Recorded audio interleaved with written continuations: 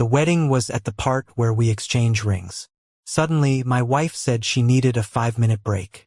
She turned and walked off the stage, tears in her eyes, reached out her ring finger to her true love and said, "Mike, you once promised me you'd propose in front of everyone. So, if there's a next life, would you marry me?" Mike nodded, holding her tenderly, then turned to me and said, "Jimmy, even though I won't get to marry Judy in this life, I hope you'll take good care of her for me." All around, guests were whispering.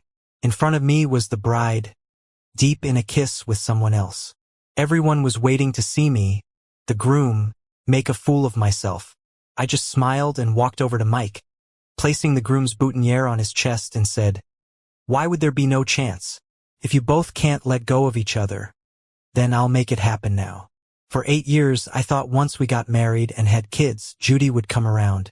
But now, I see the woman who was supposed to vow to be with me forever, kissing someone else so passionately. No matter how hard I clench my fists or grit my teeth, my heart still aches unbearably. Suddenly, I just didn't want to hold back anymore. Because of what I said, Mike clutched his chest, breathing hard. Judy anxiously supported him. Once she realized Mike might be having a heart attack, she rushed to take him to the hospital. She even cursed me for being petty and cruel as she left, saying something that could have been resolved in 5 minutes. I had to blow way out of proportion. Neither side's parents could stop Judy, so I bore the brunt of the remaining anger. The officiant, holding the congratulatory speech, looked at me awkwardly. My mom, disappointed and crying, hit me, demanding I go back and bring Judy. My dad snorted coldly, told me to handle it myself, and dragged Mom away. My mother-in-law, who already had a low opinion of me, coldly criticized me, saying I'm just a bumpkin who's never seen the world. She lectured that if I wanted to marry into their family, I needed to swallow my pride and not embarrass my wife in public. For the first time in 8 years, I realized true feelings don't always get reciprocated. This role of son-in-law, I don't want it anymore. They left with the remaining guests, telling me to go back by myself and reflect. I watched as everyone left. Behind me was the silent, empty hotel. In front of me, a downpour suddenly started. Once Judy's parents and everyone left, my parents drove up. My mom rolled down the window. Seeing them, all my pent-up humiliation burst forth. I hoarsely called out Mom and reached for the car door. But then I heard the lock click from inside. I stared at them, bewildered. My mom, disappointed, scolded me. "I told you before, but you didn't listen. Now listen to your mother-in-law and reflect. Figure out a way to get Judy back. After all, you saved her life. No matter what, Mike can't surpass you." "Mom, how could you say that?" I said. My mom ignored me, closed the window, and the car sped away. I watched the car tail lights grow distant, and my heart grew colder by the inch. The wedding was at a resort halfway up the mountain. There was no signal to call a cab. A kind waiter handed me an umbrella, looking at me with sympathy. After thanking him, I opened the umbrella and started hobbling down the mountain, my left leg hurting more with the rain. Rain soaked me, making me feel cold to the bone. Finally getting a signal, countless messages popped up, all from Judy. Every word questioned why, after explaining she only saw Mike as a brother, I had to give him such a hard time. I ignored them. Then a video came in from an unknown number. In it, Judy clutched Mike's hand as he underwent a checkup. Her lips kissed his fingers repeatedly as she tearfully begged him to be okay. It reminded me of when I got hurt saving Judy. With my left leg still recovering, I slipped in the bathroom and hit my head on the sink. Groggy and disoriented, I instinctively called her for comfort. But her response was cold, saying she's not a doctor, so what could she do about it?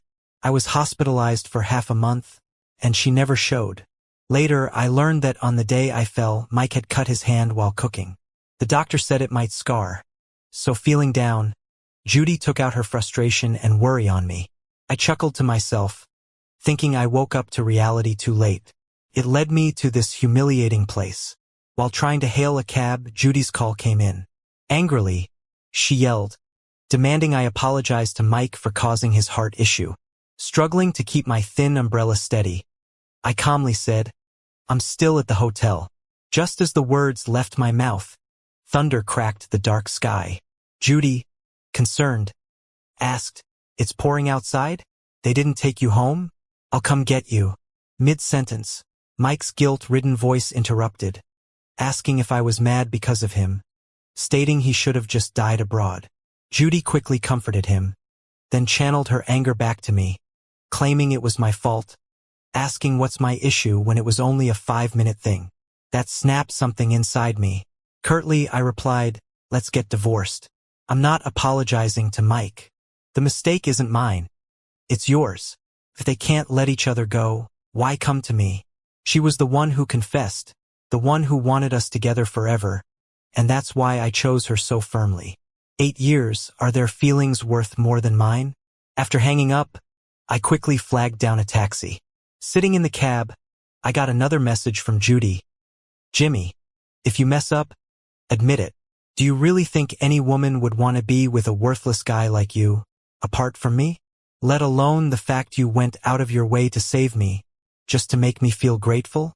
I stared blankly at the text. I thought today couldn't get any worse, but clearly, I was wrong. I rolled down the car window, letting the cold wind hit my face. My left leg was so painful it was almost numb. With a bitter laugh, I asked the driver to take me to the hospital. I was still in a muddy groom's outfit. The moment I entered the hospital lobby, a nurse asked if I needed help. Dragging my bad leg, I calmly told her my leg condition had flared up again. Upon hearing this, she rushed me up to the 3rd floor. The doctor frowned at me. "Your injury was severe, yet you recovered enough to get out of a wheelchair. Quite a stroke of luck. Why on earth would you neglect it like this, getting wet and cold, walking so far?" Faced with his questions, I could only manage a helpless smile. Seeing this, he just mentioned they'd arrange surgery ASAP. Lying on the operating table, I recalled the doctor's words. Though he prioritized replacing the metal plates, he warned that if the bone damage was severe, amputation might still be on the table. I ended up calling Judy. As soon as it connected, Mike's voice came through, apologizing. Judy quickly grabbed the phone, scoffing, "Jimmy, now you realize you're wrong, but it's too late. After what happened to Mike, unless you come and apologize to him right now, I won't forgive you." I swallowed back the words and turned to the doctor. "Please go ahead." Back home, nothing seemed to have changed in the decor. Looked like Judy had been with Mike the whole time. I checked Mike's social media. He'd posted quite a few updates. Proud and beautiful Judy, cooking out of love, drawing envy from everyone. I saved each one, then turned off my phone. After packing some stuff, I moved straight into a hotel. A hot bath gradually warmed my cold and stiff body. I took a few days off from work. Once I was somewhat healed, I returned to the office. My mom kept calling, asking if I'd made up with Judy. I told her I wasn't going to be with Judy anymore. Her wailing only stressed me out, so I just stopped picking up. Once at the office, people gave me odd looks. Colleague Lee pulled me to my desk. That's when I noticed the headlines online. He griped my hand with surprise and envy. I always thought Mike was Judy's husband. Who knew it was Jimmy? I laughed awkwardly and skimmed the articles. Someone captured the wedding fiasco and posted it online. Turned into a dramatic scandal. Judy's bizarre behavior at the wedding hurt her image even more, and her company took a hit too. Before, I'd have hurried to help Judy out of a scandal. But now, having decided on divorce, I didn't care to get involved. When it was time to leave work, Judy waited at the exit, a rare occurrence. I turned to avoid her, but she quickly caught up with me and pulled me into her car. "Still mad? Can't you tell a wedding from a life?" she asked. "You're a man. Asking for a divorce is childish. Is this how you behave running away from home? Stop being ashamed. Well, didn't you always want to try that fancy rooftop restaurant? Let's go now." After saying this, she pulled a gift box from the storage and tossed it to me. The contents spilled out, a watch that looked pricier than the wedding ring. With a "you should be happy now" look, Judy said, "Mike has a weak heart. Since the ring's already on his hand, it's his now. This watch is way more expensive than a wedding ring. Don't complain anymore." I fiddled with the watch, with its price tag of $999,999 still attached. Clearly, it was a last-minute buy. Before, when I was upset, she'd cook for me, patiently watch movies, comfort me, or play games the whole day to lift my spirits. Now, she was just like her family, putting a price on my genuine feelings and expecting me to be thankful. I placed the watch back and shook my head. This is too expensive. Save it for Mike. And I'm not being dramatic. If you and Mike care so much for each other, I'll step down as your husband. Let's find a time to finalize the divorce. We'd already gotten the marriage certificate before the wedding, so now we'd need divorce proceedings. I'd heard her, Mike, and some friends at a dinner party. Someone jokingly asked why the heiress was with someone as ordinary as me. She casually fed a grape to Mike, joking, "I can't say I love him, but Jimmy did spend 8 years with me and injured a leg to save me. It'd be a shame not to marry him. It's just a title. It doesn't matter." To her, our marriage was some kind of charity. But for me, it was all about love and sincerity. Now that I don't love her anymore, I couldn't care less about the title. I thought, by leaving them to be together, she'd be glad. Unexpectedly, she turned scarlet with anger and slammed the steering wheel. "Jimmy, do you even hear yourself? You've spent years pleasing my parents like a lapdog, acting leg hurt to remind me of your life-saving favor. Wasn't it all to be my husband? And now you're talking about letting go? How ridiculous. Just because the wedding didn't happen, we can always reschedule. And who's to blame? I agreed to marry you. It was just about fulfilling an old promise to Mike. You didn't have to throw a fit." She always accused me of feigning a leg injury to make her feel guilty. But back then, she was drunk, surrounded by thugs. I shielded her with my body, took a beating for her safety. She went to the hospital, stayed through rehab, and even cried, saying she wouldn't marry anyone else. She knew all this. Just after Mike got back, she regretted it and blamed everything on me. She slammed on the horn, making it blare sharply. If she was this mad before, I'd have already apologized and explained. But now, I didn't even want to argue. I turned to look at the scenery outside the car. After a while, maybe because she didn't get the submissive apology she expected from me, she turned to me and called out, "Jimmy." I closed my eyes, not responding. The GPS kept updating the traffic conditions. When we were 0.2 kilometers away from our destination, her phone suddenly rang. Mike was on the line, panting, saying his heart was acting up again, like he was dying or something. Honestly, I'm tired of hearing it, even if he's not tired of saying it. Ever since he came back to the country, every significant holiday his heart would act up. Anyone with eyes could see he was faking it, but sadly, Judy couldn't. I was the first to speak up. "Just drop me off at the next intersection." Judy looked at me, startled. "You're not mad? Not insisting on going with me?" I shook my head. I used to dislike her being alone with Mike, so I'd suggest going with her to see him.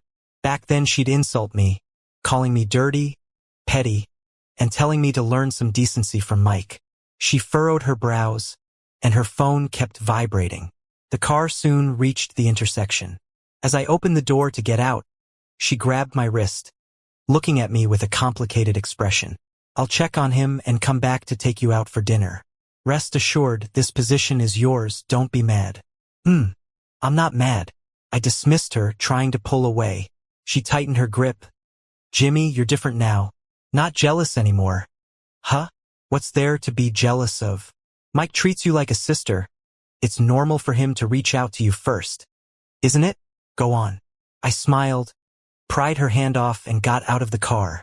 I took a cab back to the hotel, had the buffet, and then went straight to sleep. Half asleep, Judy called to explain Mike couldn't be left alone and she couldn't take me out for dinner, telling me not to wait for her. I just replied, "I've already eaten." Silence on her end. Then she gritted her teeth, asking me, "Do you really have to be like this?" I mumbled a yes before hanging up and going back to sleep. It wasn't until the next day that I saw her text, warning me not to play with fire. Back at the office, I finally understood what she meant. The projects I was handling had all been transferred to Mike. He was now our new team leader, always smiling as he assigned me all sorts of menial tasks.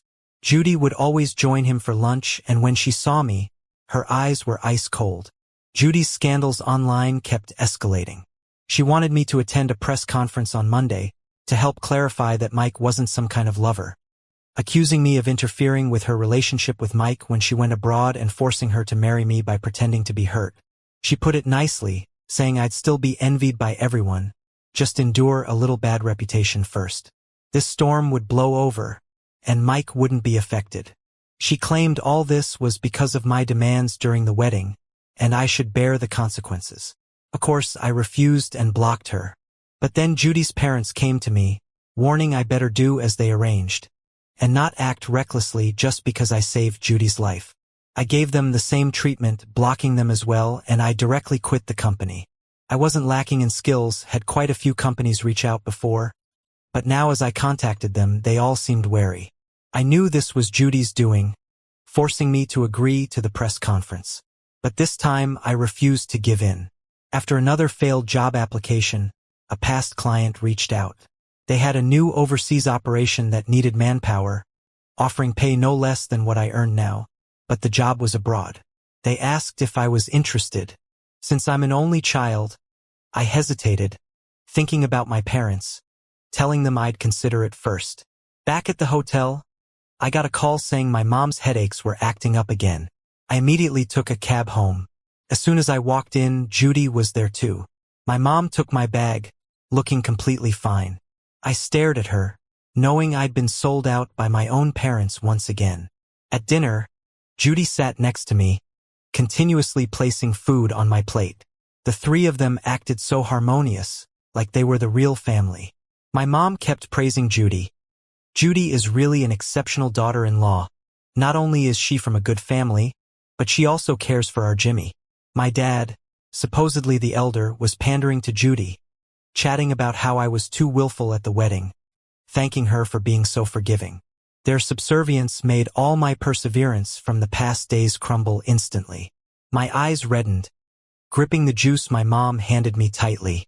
It's nothing really, after all, we'll be married soon. Even if Jimmy is wrong, I'll try to be accommodating. It's just about the press conference.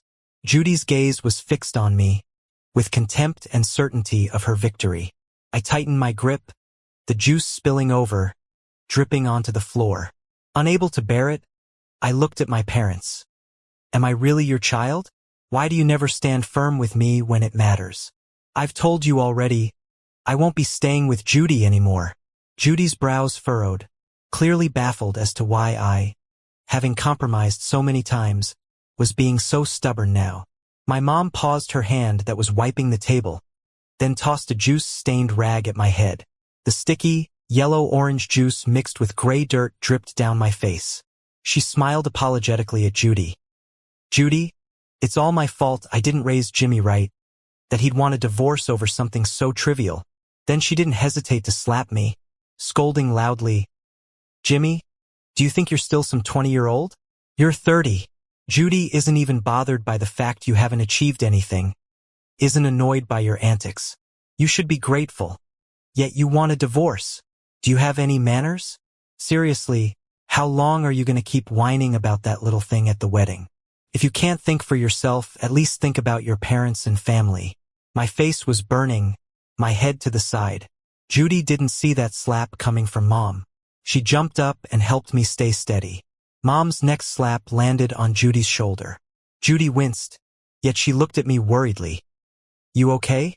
Let's get you to a hospital. Then she turned to my mom. Auntie, Jimmy is part of my family now, especially after he saved my life. Mess with him again, and I won't hold back, even if you're his mom. Mom froze right there, shocked. I laughed, no humor, glaring at her with disgust. Judy, what's with the act? Isn't this what you wanted all along? Her usual superiority seemed to vanish, and she just looked lost. Jimmy, well, you really want me to take the fall for Mike, huh? Fine, I'll attend the press conference. Don't regret it later. With that, I slammed the door shut and left the house. I walked faster and faster, flagged down a cab, and took off. In the rearview mirror, I noticed Judy standing at the entrance for a long time. She kept calling. I ignored every call.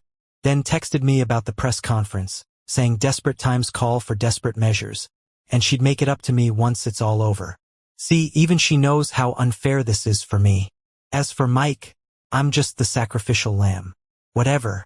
I blocked her number. Once back at the hotel, I collapsed onto the bed, throwing an arm over my eyes. Relentlessly, my parents called.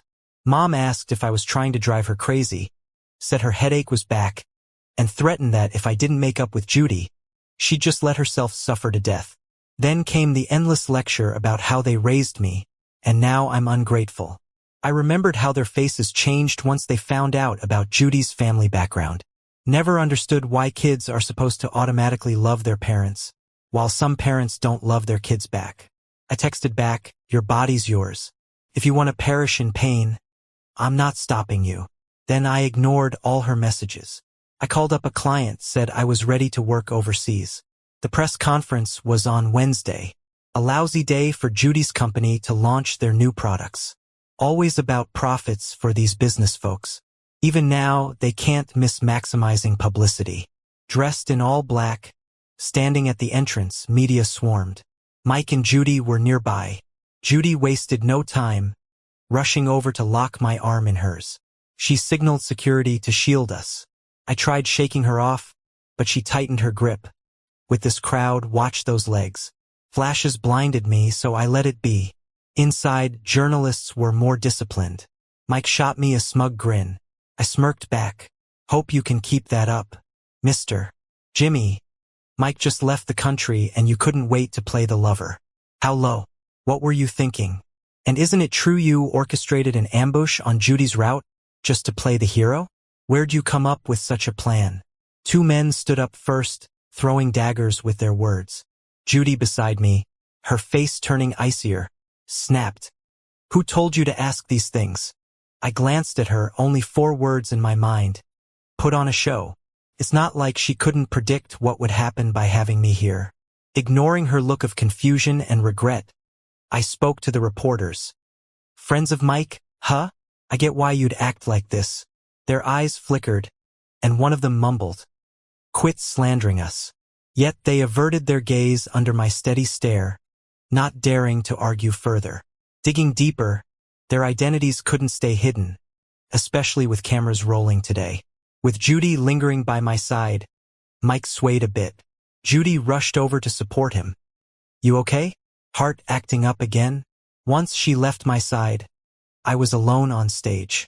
I noticed her letting go reluctantly, only to be grabbed by Mike, who said he couldn't breathe. She hesitated, but stuck with him. I calmly shifted my focus back. Questions flew at me, full of accusations like lover, homewrecker, and freeloader. Finally, after they'd had their fill, I stood up, picked up the mic, opened my briefcase, and flung out hundreds of photos. Who's the real lover here? Judge for yourselves. Some photos landed at Mike's feet. One look and his handsome, gentle mask shattered. The pictures showed Mike overseas with women of various looks and outfits, in bars and clubs. Studying abroad, long-distance relationships, it's all just a bunch of lies. He went abroad to run away with his first love, not for any other reason. He was looking for excitement and didn't like the idea of family-arranged marriage, so he ditched Judy. But then, after being let down and deceived, he came crawling back to Judy, wrecking my life in the process. Why should I just accept that? And Judy? She knew all about it. I found all those photos on her computer, but she didn't care because Mike meant everything to her. She would cover up the truth and let me take the blame just for him. Jimmy. All the whispers and stares landed on them, just like on their wedding day. Mike turned pale, clutching his chest for support against Judy. Judy looked at me, disbelief plastered on her face. I enlarged a chat screenshot on the big screen behind me. It was from the day before the wedding. Mike DM'd me, asking who I thought Judy would choose the next day, him or me. I didn't get what he meant back then. Not until Judy left me without a second thought. I scrolled through the pictures I saved, taken every time Judy met up with Mike. He always posted photos of just the two of them, from every angle, full of intimacy. I walked over and threw a heart exam report in Mike's face. Even your heart condition is fake, Mike. You're quite the actor. He furrowed his brow immediately, looking flustered. Jimmy, I don't know what you're talking about. I know you've always envied Judy's affection for me, but you shouldn't forge these things to frame me. What a drama king. I was done talking and said, whether it's true or not, someone will dig into it. After all, the reporters from major platforms here don't mess around. His face twitched, and he immediately covered his mouth, pretending to cough.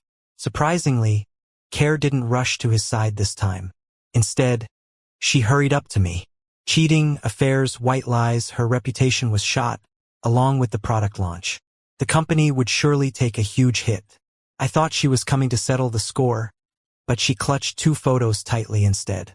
In them, she was wrapped in a towel, held by Mike. Another featured a private box where she and Mike shared a passionate kiss, eyes closed. With trembling eyelashes, she grabbed my arm. Jimmy, how did you get these photos? It's not what you think. I laughed and shrugged her off. Oh really?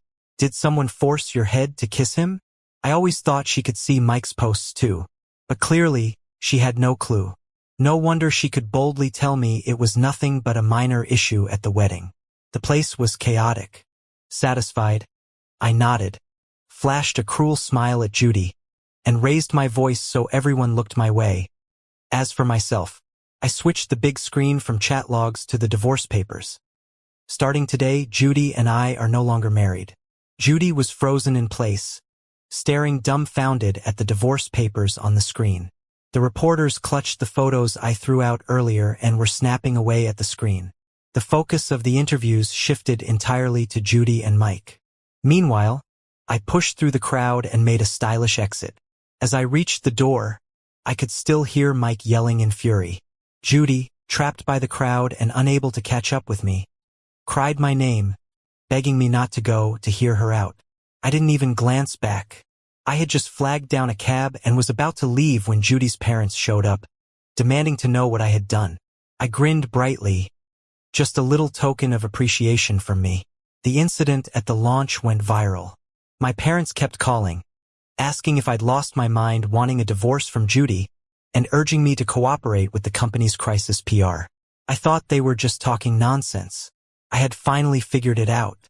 As an only child, I gave up too many opportunities to stay by their side. I always believed my parents couldn't be wrong, that they loved me deep down. But now I see the truth. There really are parents who don't love their kids. They raised me but never gave me the unconditional love or protection parents should. So from now on, I'll just fulfill my financial obligations and then live freely, chasing the winds, the sea, and the mountains. This PR crisis was massive. The company's stock hit the bottom for days. It wasn't about feeling happy or unhappy anymore.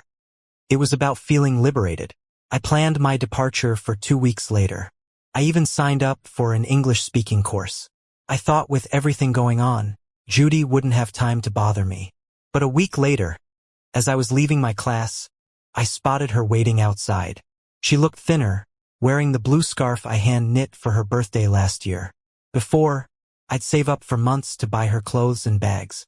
But then I realized what seemed precious to me was the cheapest in her closet. So last year, I saved up for 3 months and spent almost as long learning to knit a scarf, hoping she'd feel my love more.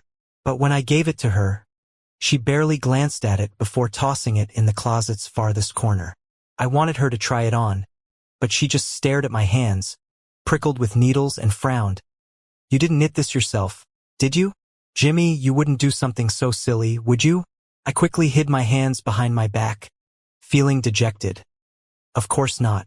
Seeing me eye her scarf, she deliberately adjusted it, revealing the white crane embroidery with her name. Jimmy, does it look good? I thought you threw it away ages ago. I responded blandly, turning to head back toward my current hotel. She followed me into the narrow hotel, hesitating before she spoke. You still have an injury on your leg. How can you stay here? If you're out of money, I can help. I cut her off. Have you forgotten? You ruined the product launch. You ruined yourself. You ruined Mike. Jimmy, I've thought it through. It wasn't your fault. If you come back with me and apologize to my parents, I promise you'll be my only husband. I almost laughed in disbelief. I had already printed the divorce papers, and she still thought I wanted to marry her. I think you missed the point. The thing is, I don't want you anymore, I said. There's no way I'm going back with you to apologize.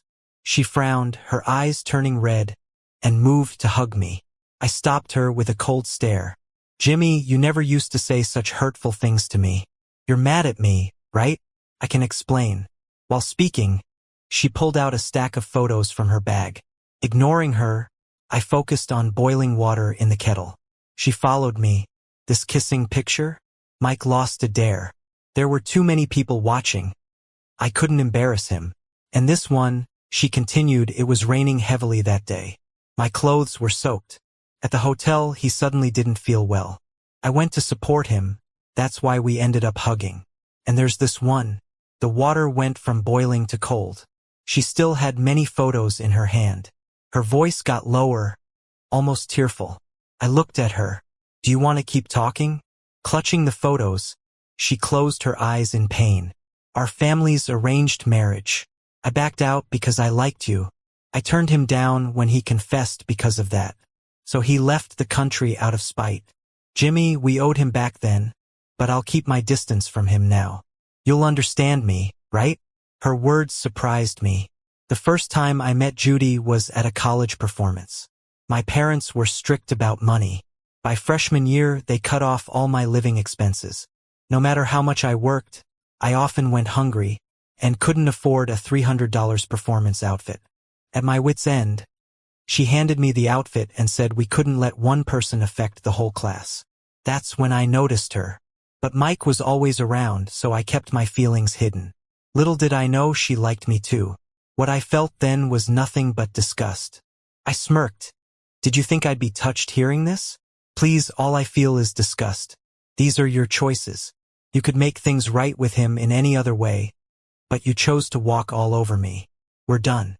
I'm not going to forgive you. I pulled out the divorce certificate. She looked at me, eyes wide in disbelief. Impossible. I haven't even signed.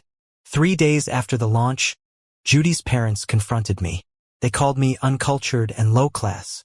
They pulled strings to end our marriage. I guess she realized this too, as she slumped against the door. So you're not coming back, right? No. When I left, I told no one.